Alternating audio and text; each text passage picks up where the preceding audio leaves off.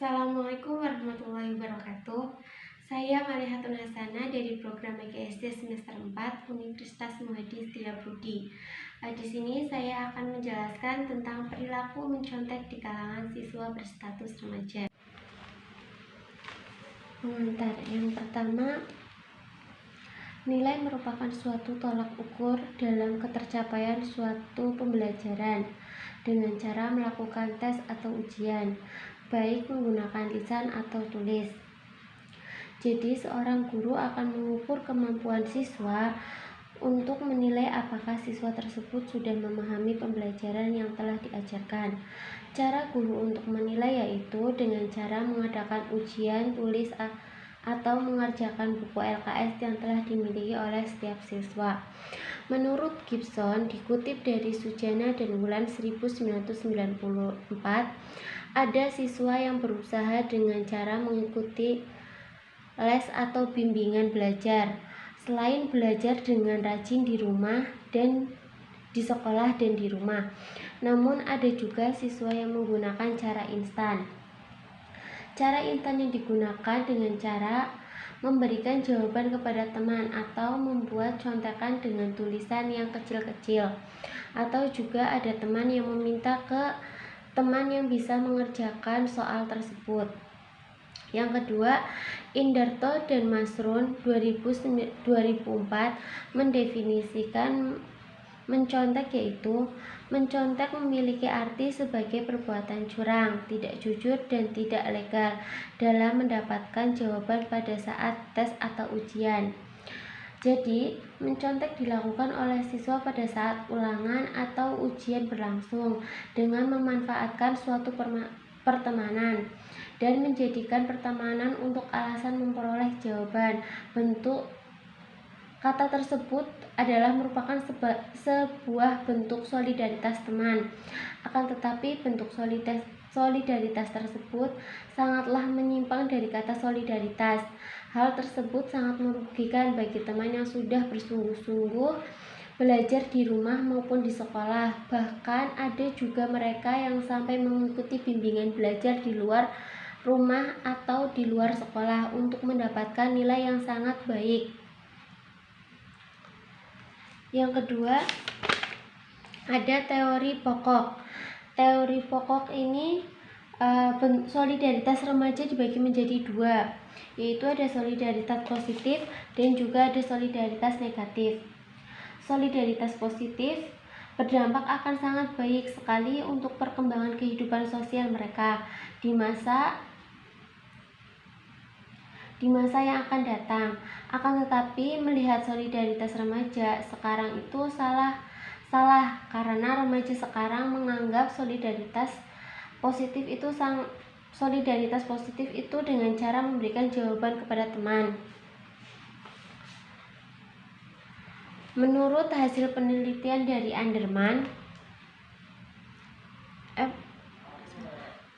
hasil penelitian longitudinal Anderman 2006, mencontek sering dilakukan siswa sekolah menengah pertama atau SMP dikarenakan adanya perubahan keadaan lingkungan belajar yang dialami siswa, yaitu mengalami 3 masa transisi antara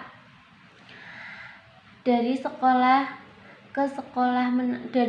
dasar ke sekolah menengah, lalu perubahan struktur kelas yang kecil menjadi besar sehingga lingkungan sekolah menjadi kompetitif. Yang dulu ketika di sekolah dasar siswa masih memiliki tugas yang dapat ditanyakan dengan guru, ketika di sekolah SMP sudah tidak bisa dan tugas semakin banyak, apalagi dituntut untuk mendapatkan nilai yang bagus.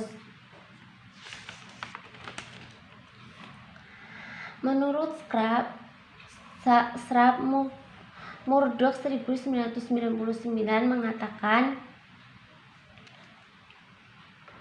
mengatakan bahwa siswa lebih sering mencontek pada pelajaran matematika dan ilmu pengetahuan atau pasti dibandingkan pada pelajaran lain.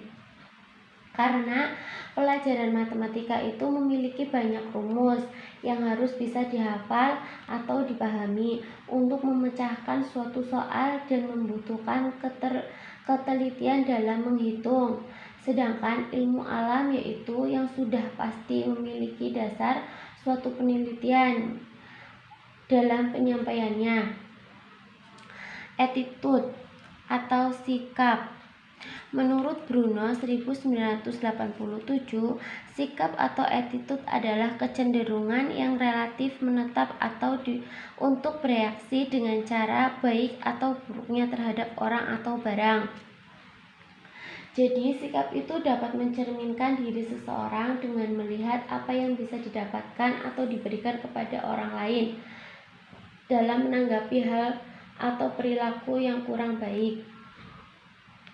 Selanjutnya, aspek sikap atau aspek afektif adalah aspek yang menentukan seseorang bertindak karena kemauannya atau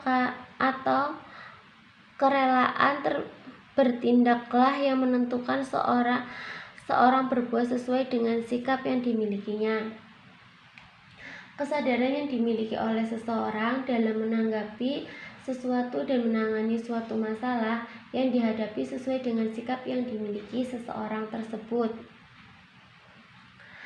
Entah itu sikap yang tenang dalam menghadapi masalah atau lari dari suatu masalah.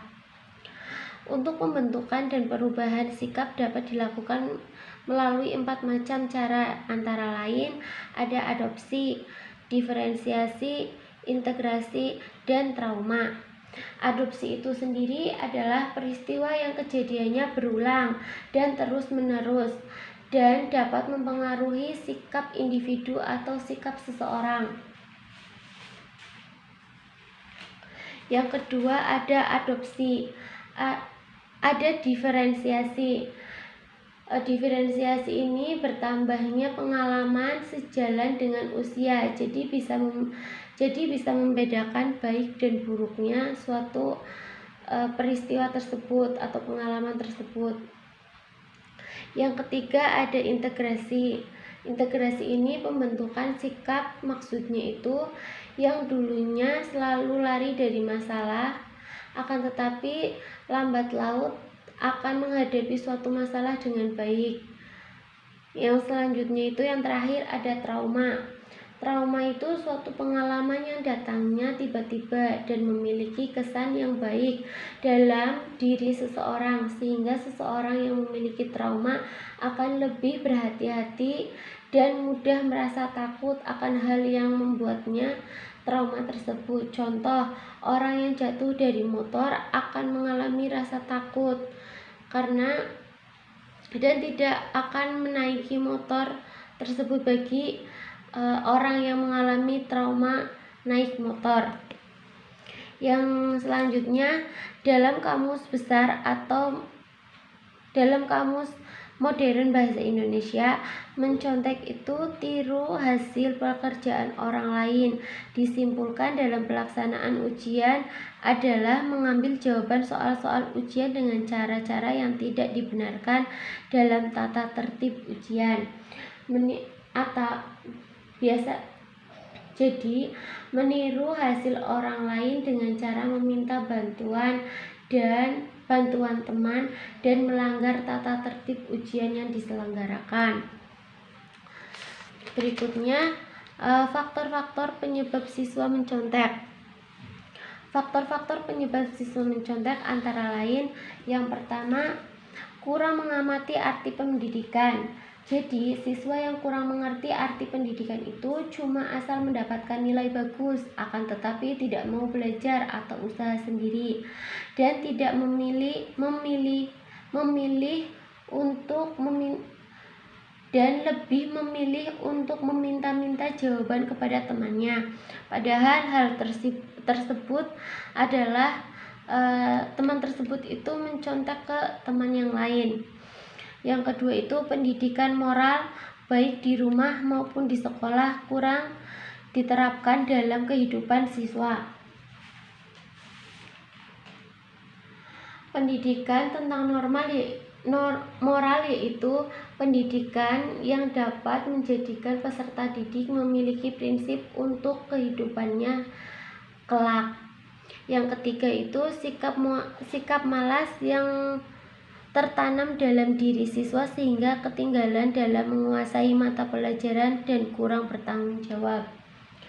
Jadi siswa yang baru duduk di SMP itu cenderung malas karena mungkin sedang asik memiliki teman baru dan lebih memilih bermain tanpa memperdulikan rasa tanggung jawabnya sebagai seorang siswa, yaitu dengan belajar sungguh-sungguh untuk menjadi penerus bangsa yang akan meneruskan bangsa ini. Yang ketiga itu ada isu sentral. Contoh kasus, menurut penelitian yang dilakukan oleh Anderman dan kawan-kawan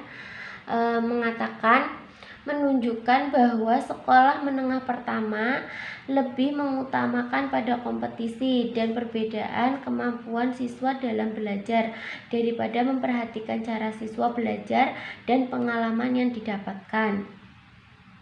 Jadi, siswa lebih mementingkan nilai dan kemampuan mendapatkan nilai yang bagus untuk menjadi pemenang dalam suatu kompetisi belajar, tanpa memperdulikan cara mereka untuk mendapatkan nilai dari pengalaman yang sudah dialami oleh siswa di masa yang lalu. Selanjutnya, solusi dan peran orang tua. Solusi dan peran orang tua sangat dibutuhkan oleh siswa SMP, di mana peran orang tua untuk mengajarkan anaknya selalu berbuat jujur dan memberikan suatu solusi untuk meningkatkan belajar dan membantu anak untuk mengikuti bimbingan belajar. Pendekatan untuk penguatan dan peneguhan yaitu ada tiga macam. Yang pertama cuing prompoing, yang dua model, yang ketiga shaping. Yang pertama itu adalah cuing prompoing, yaitu pemberitahuan bahwa siswa diharapkan berbuat sesuatu yang sebenarnya dapat mereka lakukan tetapi belum dilakukan. Yang kedua itu ada model, yaitu siswa dapat meniru dari guru tentang model-model yang telah diajarkan oleh guru. Yang ketiga adalah shaping. Shaping ini membuat tingkah laku seperti contohnya yaitu menyapa guru dan teman, seperti itu. Yang ketiga ada bentuk peringatan konkret. Yang bentuk peringatan konkret ini ada tiga macam, yaitu teguran verbal, yang kedua mengambil suatu hal yang disukai siswa, yang ketiga mengisolasi siswa. Yang pertama ada teguran verbal. Teguran verbal ini dengan cara menasihati pelan-pelan kepada siswa tanpa ada teman atau tidak ada orang lain di tempat tersebut. Cuman ada guru dan siswa yang sedang dinasihati agar siswa dapat saling berkomunikasi dengan guru. Yang kedua itu mengambil suatu hal yang disukai siswa. Contohnya itu siswa diminta menyerahkan mainan yang dipegangnya. Yang ketiga ada mengisolasi siswa, yaitu dengan cara memindahkan tempat duduk siswa. Selanjutnya D, saran. Saran yang dapat diberikan kepada peserta didik yaitu bermacam-macam. Di sini saya akan menjelaskan tiga antara lain. Yang pertama, membentuk hubungan saling menghargai antar guru dan siswa. Yang kedua, membuat dan mendukung peraturan sehubungan dengan mencontek. Yang ketiga, ada bertanggung jawab merefleksikan kebenaran dan kejujuran. Yang pertama itu membentuk hubungan saling menghargai antara guru dan siswa. Maksudnya, contohnya itu ketika siswa bertemu guru hendaknya menyapa atau mengucap salam, maka guru tersebut akan membalasnya dengan senyuman dan juga salam. Yang kedua, membuat dan mendukung peraturan sehubungan dengan mencontek. Guru membuat peraturan larangan mencontek dan hukuman mencontek, lalu siswa menerapkannya ketika ujian. Yang ketiga, ada bertanggung jawab merefleksikan kebenaran dan kejujuran, yaitu siswa dapat bertanggung jawab tentang jawaban yang telah dikerjakannya. Cukup sekian dari saya, kurang lebihnya saya mohon maaf. Wassalamualaikum warahmatullahi wabarakatuh.